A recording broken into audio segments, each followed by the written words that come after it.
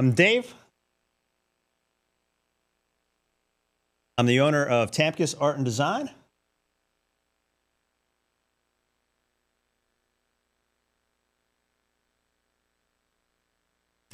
So I create logos, illustrations, marketing material, hand-painted signs, pretty much anything that is creative.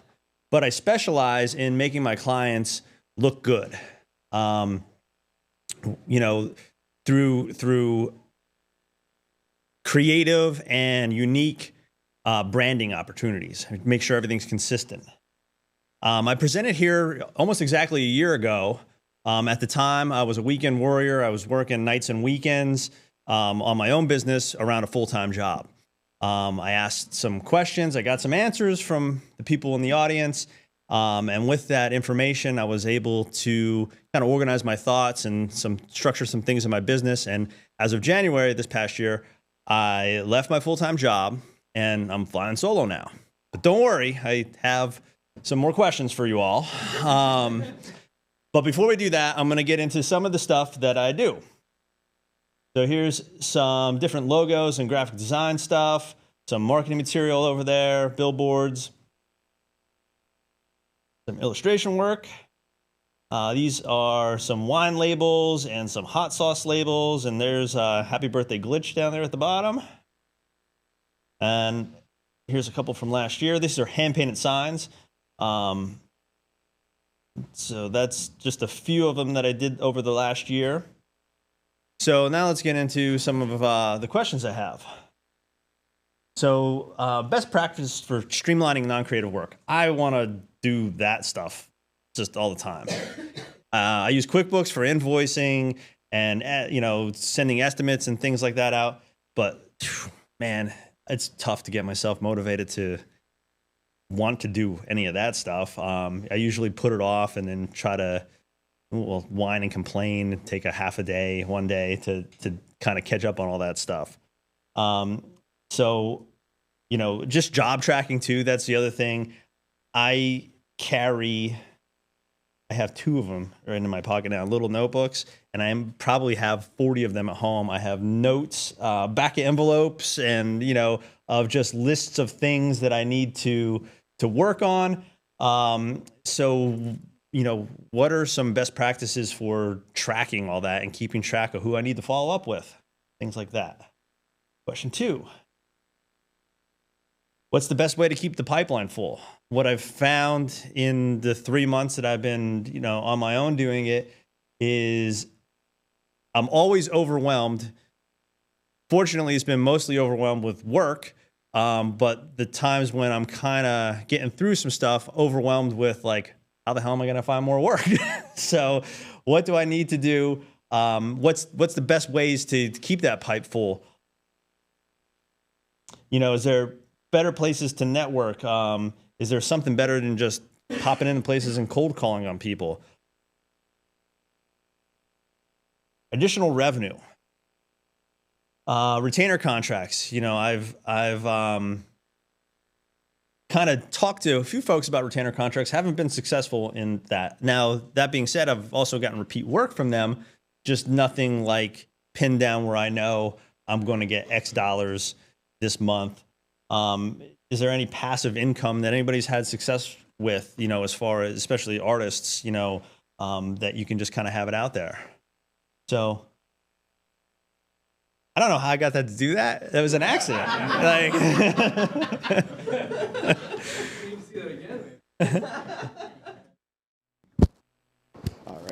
All right. A couple little things. I'm going to run through and hope that I remember everything that's in my head. I'll probably fail and need to get this thing back to me. From the systematic approach to things that you don't enjoy. Artists like to be artists. They don't like to be bookkeepers. So I usually recommend, when you get to a point where you can hire a bookkeeper, hire a bookkeeper. Until then, have a blocked systematic time that you have to do it. Because it's going to be something you're never going to enjoy it. So having that, 2 hours on Monday, 2 hours on Friday, I do bookkeeping. Sometimes creating that discipline can make it so that it's like that, check the list. And I use Mondays and Fridays just because it's end of week going into next week. It's beginning of the week looking. It seems weird because they're like back-to-back days, but Conceptually, that's when I'm most effective on the tasks that I hate. I'm a big fan of also referral networks, like Len was saying. And it's amazing to me how much people enjoy getting cheap tchotchke for referrals. You know, I have a client that I was talking to down in Montgomery County that is selling $3,000, $4,000 products, and on a referral, someone gets a mug. And they are happy and referring more business to them because they're getting a coffee mug. That's a $2 run for sending $4,000 worth of business to people. It's amazing when you don't think that it's valuable, but people just love that appreciation in the form of something. And then the other thing when you're looking at systematic income, because a lot of times with artists, you like the big fun stuff, but there can be a product line that maybe a lower skilled person can crank out for you on a day-to-day basis that can give you that consistent income. Like I know a woodworker who does beautiful woodworking, but they figured out that if they can do cutting boards, they can make income every day. You know, and it's $40, $50 a pop, but it's every day, and they can focus on what they like. You know, so if there's something in the graphic space, you know, whether it's running limited run graphics on tchotchke that someone can just, you know, stand there and just put on a mug, put on a t-shirt, and push it out the door for you at a lower income level, but have that sustainability. That's something to look into as well. I'm glad you said about tchotchkes because actually I forgot. I brought some colored pencils that are branded on there. So if anybody wants any, I'll give you 2 if you want to refer somebody. But like seriously, I would refer business to get that. Well, you don't get any until you refer someone. No. Like if you send that to me, I'd be like, oh, I'm going to look for the next person to send to him because I want colored pencils. I would never use them.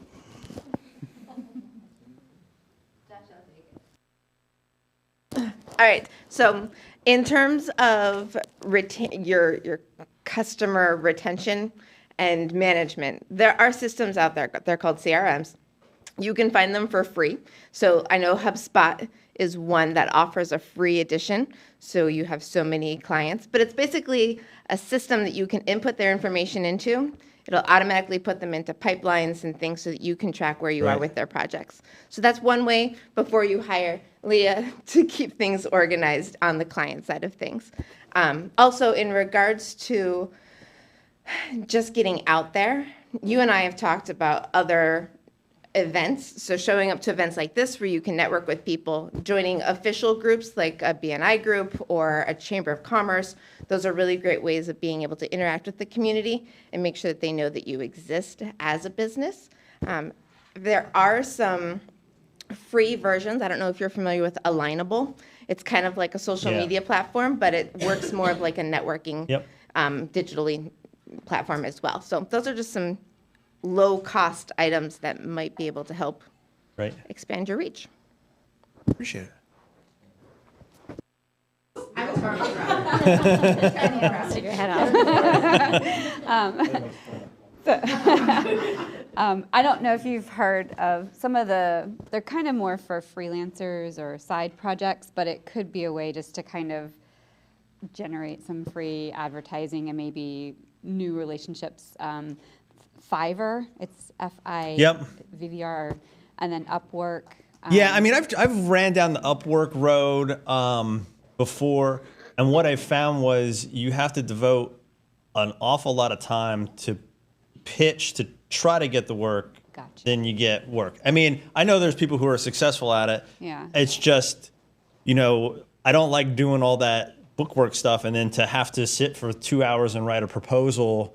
It's like I probably would have had better success just going around here and going face to face, knocking on some doors. Yeah. But that was my experience with that. Yeah, and I've seen it and I've checked it out, but I didn't know, like, once you're selected, like, kind of what the process is.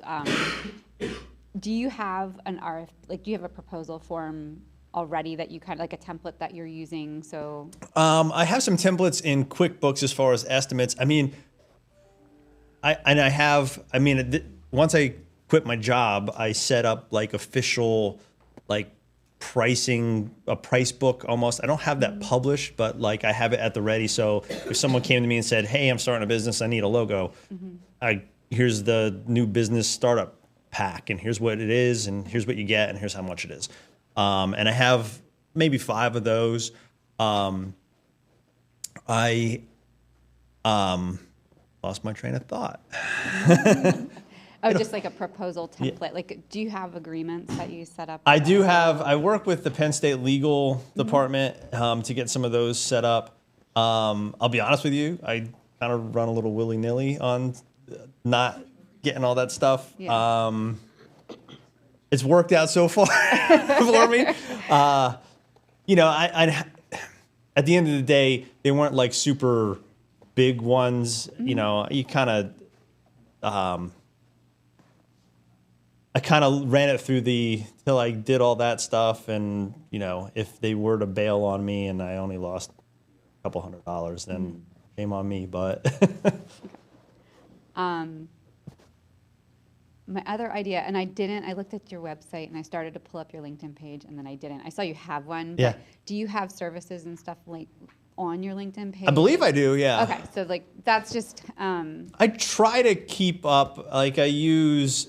You know, LinkedIn, Facebook, Instagram,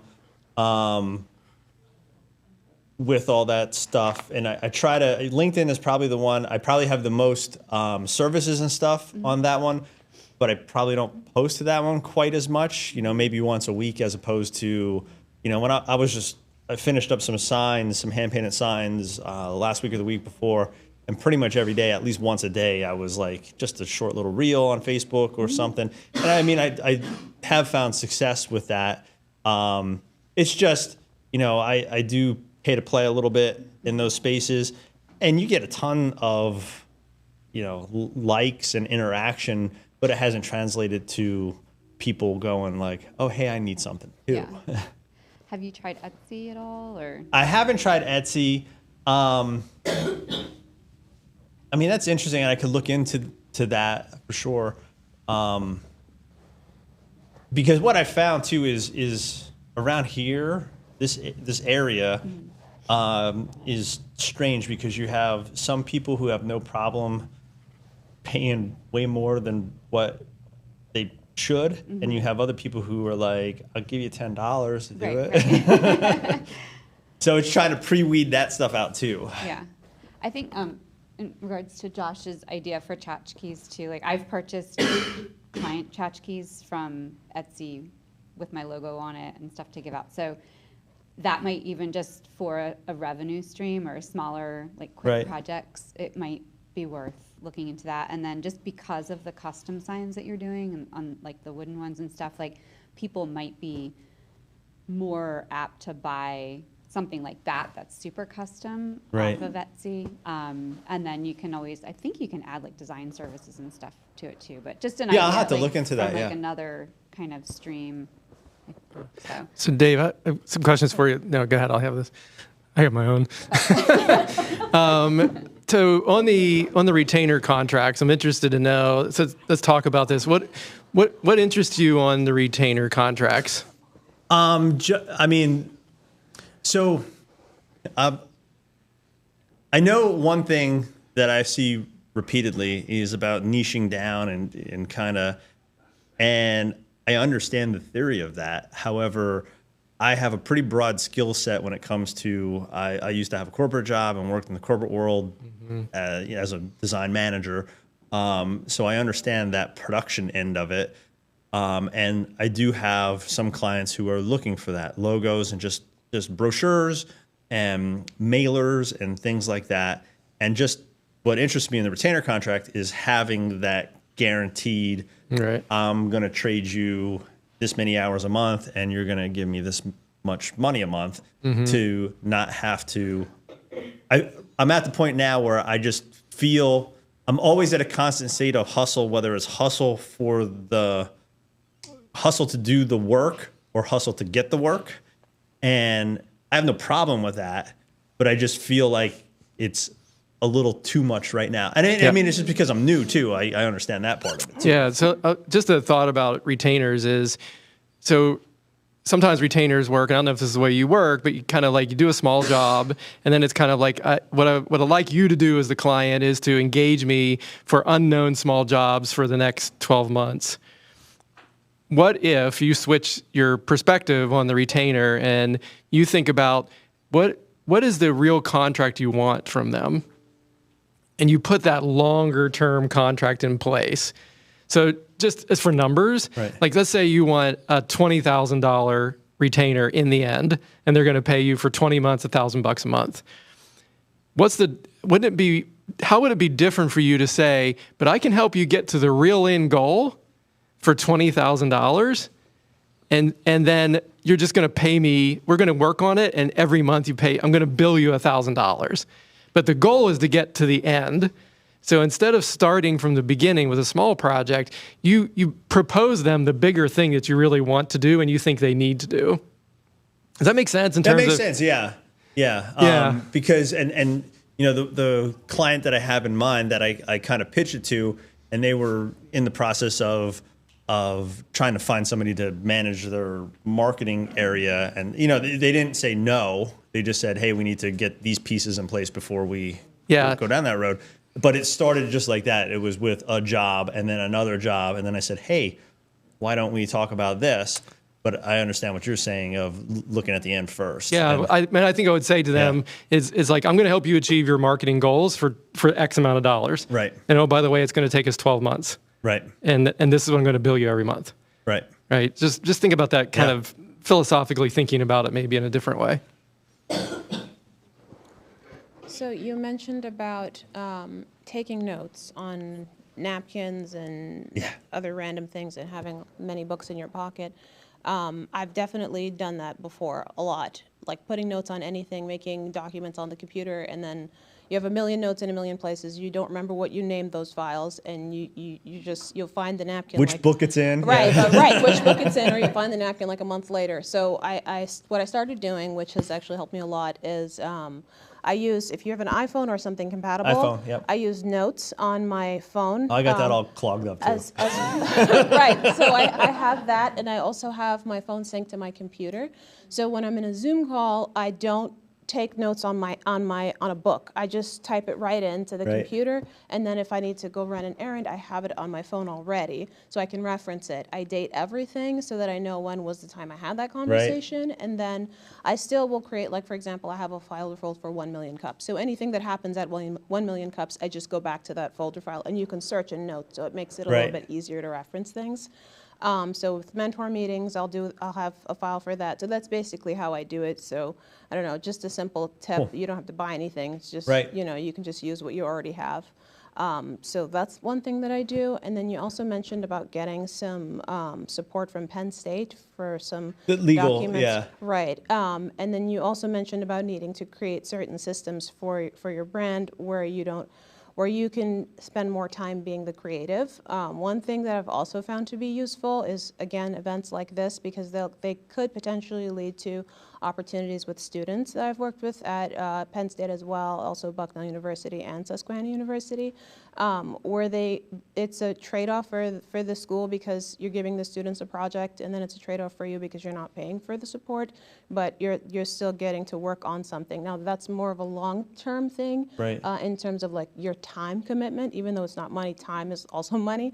So there's that aspect of it, and of course you would have to decide, was this worth it based on the project and what you need done. But a lot of times the students, they come in with their own perspectives, which they think differently than you do, so it's nice to kind of have that extra support.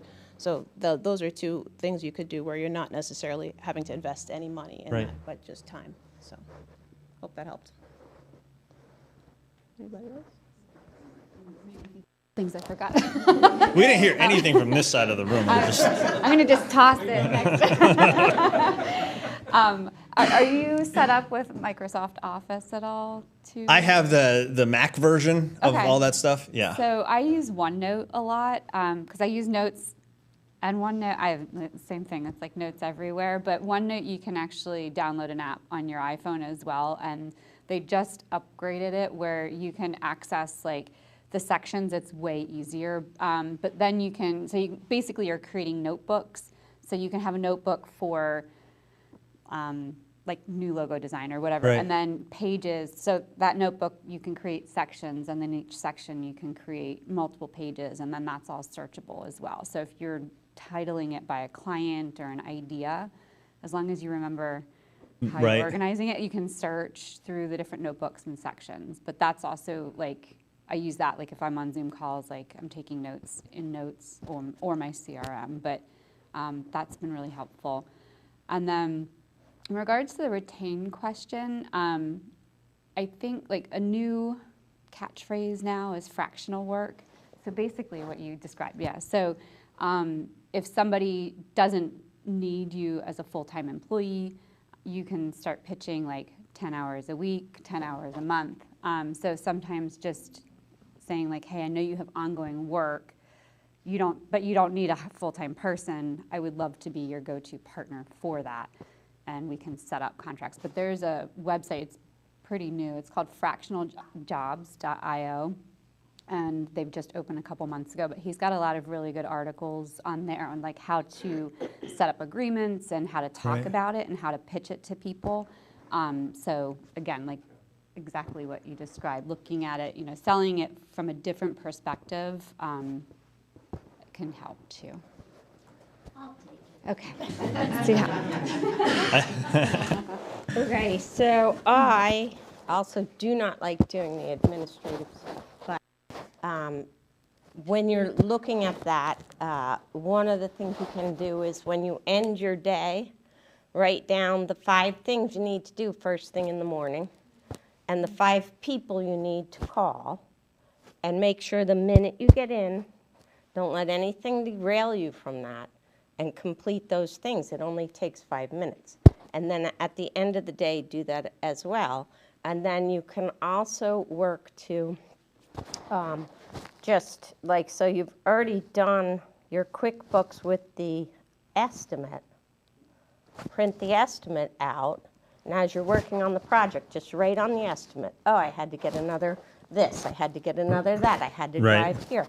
It's right there so that when you actually go in to type it up, your work's kind of done. You don't have to think through Yeah. everything.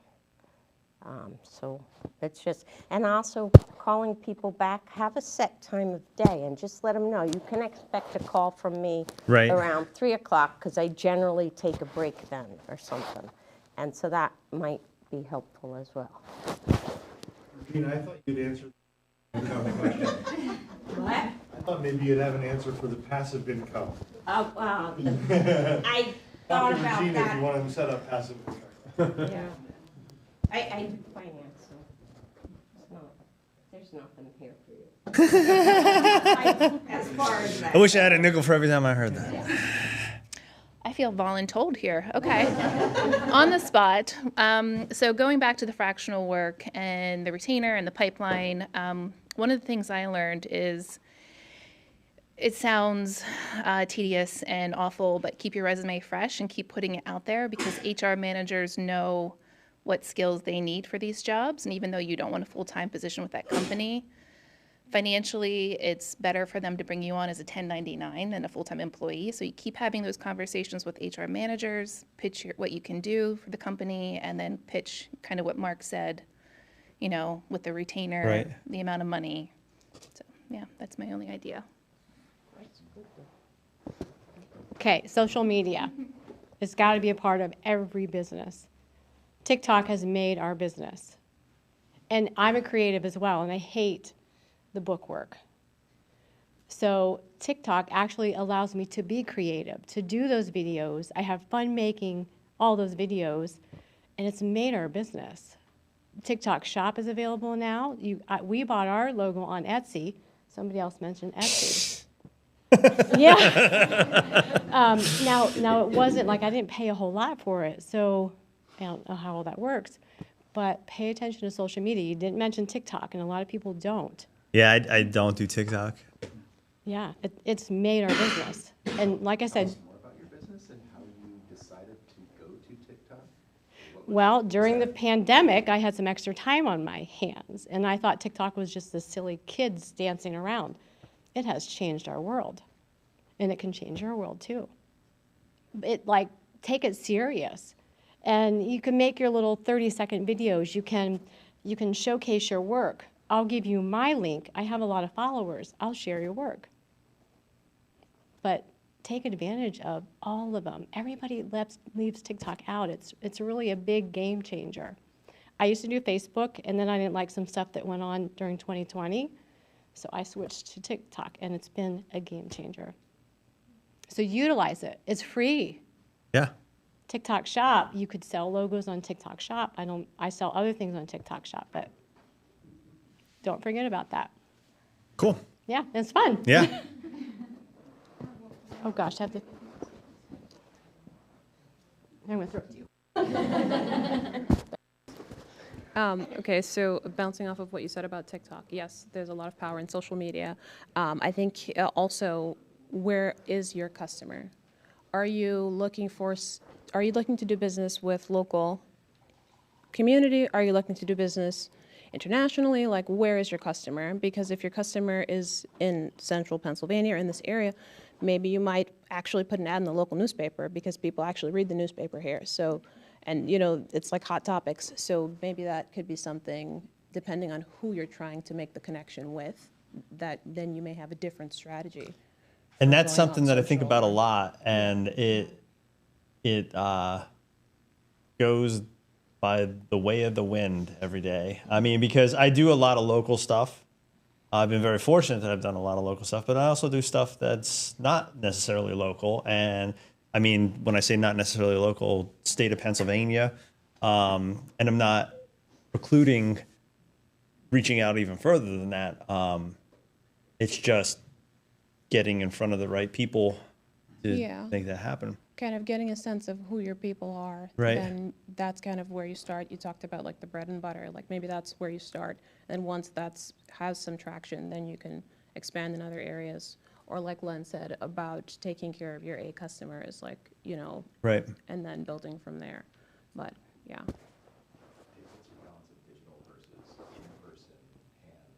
Hand on, like, right now, I mean, I'd say it's in the last 3 months, it's probably been close to 50-50. I mean, I'm almost finished with all the hand painted stuff that I have now. And actually this morning, I got a message about another hand painted sign. And then the digital stuff, I have a consistent, I work with a couple code guys, and I get some work through them, and that's typically all digital type stuff. So, yeah, it's been about 50-50. That just builds on Ayana's question of where is your work, where are your customers, where do you want to have customers, and depends on how much driving you want to do a mural at somewhere. Yeah, that could be your time that you now need to factor into that job. But digital, of course, is portable throughout the world. Yeah. Which do you enjoy more? Or which do you think is I like also, and with that, which is more profitable for you? I like it all. I mean, what I found with the profitability question is it really comes down more to the client, because you have some people who don't bat an eye with paying thousands of dollars for hand-painted signs. But on the other side, I've had some success with some people paying thousands of dollars for a logo too. So, yeah, I find that's more client-based profitability. I like it all. I mean, I'm well-rounded in, I understand, I enjoy figuring out the puzzle of, you know, trying to get what somebody wants their logo to be out of them, because 9 times out of 10, they don't know. I mean, people were always worried about AI doing logos, but the problem lies in the fact that the people have to know what they want to type in the prompt to get what they want. And I can give you example after example after example of people who don't know what they want until they see it. So. Okay.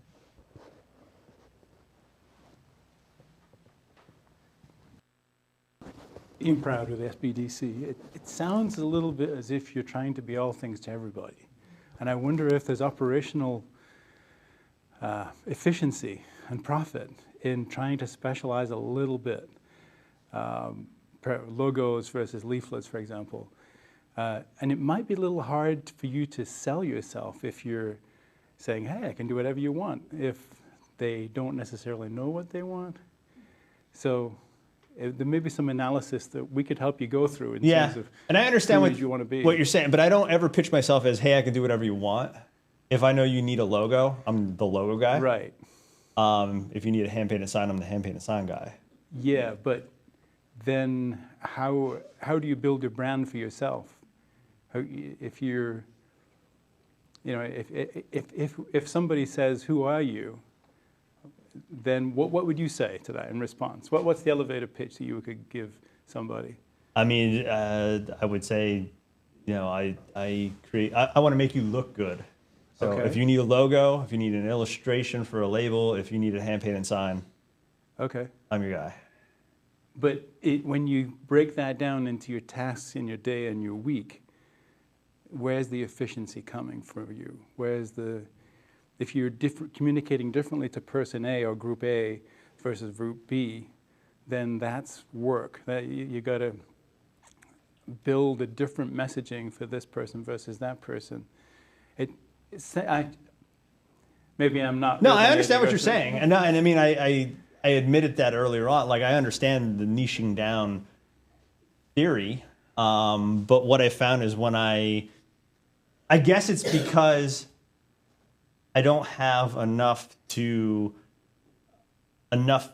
clients, or maybe it just comes down to me myself. I know I'm getting this many dollars by doing this and this. Right. Okay. For me to turn my back on that and go all in on this, you know, I took a leap already. Now I got to take another leap. So, well, it may be necessary in order for you to grow in the way that you want and have the tight relationships. If you can deeply satisfy somebody, then they will become the evangelist. But if you don't fully understand what it is they want in the bigger picture, the 10,000-foot view, you know, what success looks like for them, then you may not be able to build that relationship as deeply and as long-lasting for that kind of customer that would lead to long-term business and growth. That's all. So I'll speak a little bit to that because I can definitely understand your point of, like, you need those multiple income streams, and there is just a reality right now that you need to be doing both. I think that for me, one of the perceptions is your branding. You know, when you're talking about hand-painted signs, how many of those are going to people versus businesses? What's that mix? It's all businesses. Okay, it is all businesses. For some reason, I thought you were doing a lot of those personally, so it is more business. I still think there's this slight disconnect when you talk about wanting to work primarily for business, that idea of putting art in your business name. Businesses aren't generally looking for art. So this is going to sound really dumb, but what if it was Tamkus Sign and Design? Because then it's just, we've got this clarity about what you do. And I think that, you know, to Ian's point, when it comes to sort of niching down, to me, for you, it's less about whether you're doing something that's a physical painting versus something that's a digital piece of art. And I think it's okay for you to put that out there. It's either digital art or it's handcrafted art, but it's about promoting your business. But I think that for you, some of it is stylistically, like, I find your work to have a really particular style to it. And I'm sure you have diversity in what you can do, but you lean in a certain direction. So I would just really encourage you to lean into that and build your brand around it. And even in your presentation here, you know, some of those fun things that you're bringing in, I think that some of it is just creating more of a brand. We don't really get to know Dave a lot on your website. And I know we've spoken before about some of those little disconnects in the website and how do you put forward what you're doing. So I support the multiple revenue streams. Yeah, I was gonna just add. Have you seen SVC signs on Facebook? I don't think. Yeah, and I was interested to see if you did, because it must be something I searched for at some point, because now I'm just getting like SVC signs all over the place. We talked about it now, so I'll get it. Yeah. Yeah, you're gonna get it now. You don't have to do anything. So I think it's interesting because I think what you're saying, Amber, so I would check out SVC signs, but the reason I think it's exciting to look at them is they're like a 3D acrylic sign maker. But the reality is all of their promotion is about art. And so every video they do, to the point of like TikTok and Facebook, they don't talk about signs. They talk about, they literally don't even talk. They show the art of making the signs, and their stuff is freaking amazing. And they do like this layered thing, and they do like laser cutout stuff. But their purpose is they're really showing their art. And it's a little edgy. I think your style, I think, is also a little edgy, and they just totally embrace it. And it's just video after video after video of them making these 3D tiered things from that perspective of art. I would watch them just because I'm just thinking there's something there about how they're promoting that may be appealing to you. Appreciate it.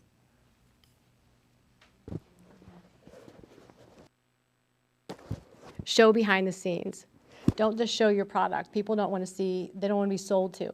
Show them how you make the things. And I do have a YouTube channel, which I didn't mention. Oh, that's wonderful. I don't do it for everything, but some of the bigger ones I do try to time lapse and then come back and edit. I just make them short because I don't have attention span to watch anything long. So I don't want to burden anyone else. Social media has just become a part of my day. It's like always in the back of my mind, is this going to make a cute video? So I'll just take the video. But behind the scenes stuff, they just don't want to see your product. Here's a logo, here's a logo, here's a logo. But that gets really, really old. Show them your artistic, how you make the things. You know, just there's a woman on TikTok. She has 1 million views. She has spiritual music playing, and she is like, this is how she paints. It's just amazing to watch. So whatever your uniqueness is will come out because you do things uniquely as you can do them, different than anybody else. So that really brings people in.